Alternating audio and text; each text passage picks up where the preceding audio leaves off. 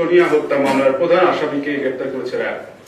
গত 12 ফেব্রুয়ারি 2023 রোজ রবিবার বেলা আনুমানিক 11:30 ঘটিকার সময় ভাড়া বাসায় শয়নকক্ষের খাটের উপর ভিকটিম সোনিয়া আক্তারের গলার বাম পাশে কাটা এবং ডান হাতের কবজির রক কাটা সহ রক্তাক্ত লাশ উদ্ধার করে কোতোয়ালি থানা পুলিশ। চাঞ্চল্যকর এই ঘটনাটি মিডিয়ার মাধ্যমে সিলেট সহ দেশব্যাপী ব্যাপক আলোচনা সৃষ্টি হয়। এরই প্রেক্ষিতে আসামিকে আইনের আওতায় আনতে অন্যান্য আইন শৃঙ্খলা বাহিনীর পাশাপাশি র্যাব 9 চাঞ্চল্যকর এই হত্যাকাণ্ডের ছায়া তদন্ত শুরু করে এবং গোয়েন্দা তৎপরতা আরো জোরদার করে।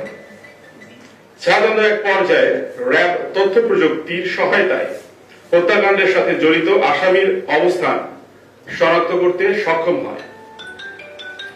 আপনারা জানেন ভিকটিম সোনিয়া স্থানীয় পর্যায়ে নাট্যাভিনয় করতেন এবং বিভিন্ন সোশ্যাল মিডিয়াতে উনি জনপ্রিয় ছিলেন।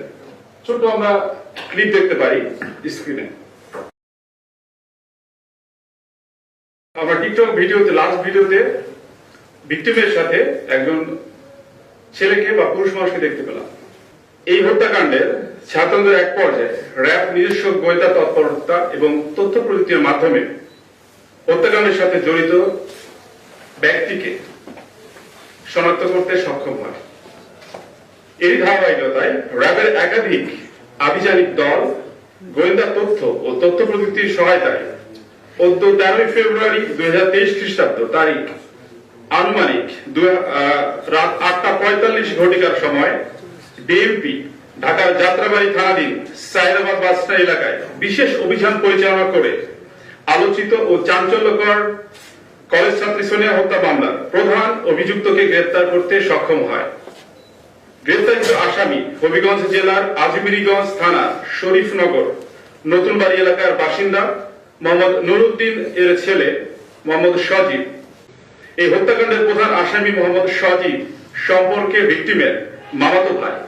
12 ফেব্রুয়ারি 2023 রবিবার বেলা আনুমানিক 11:30 ঘটিকায় বাসায় ফিরে ভিকটিমকে দেখতে না পেয়ে তার রুমে ঢুকে ভিকটিমের রক্তাক্ত লাশ দেখতে পায়।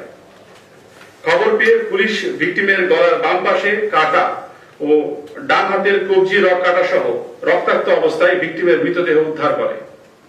প্রাথমিকভাবে আঘাতের ধরন থেকে প্রতীয়মান হয় যে এটি একটি পরিকল্পিত হত্যাকাণ্ড।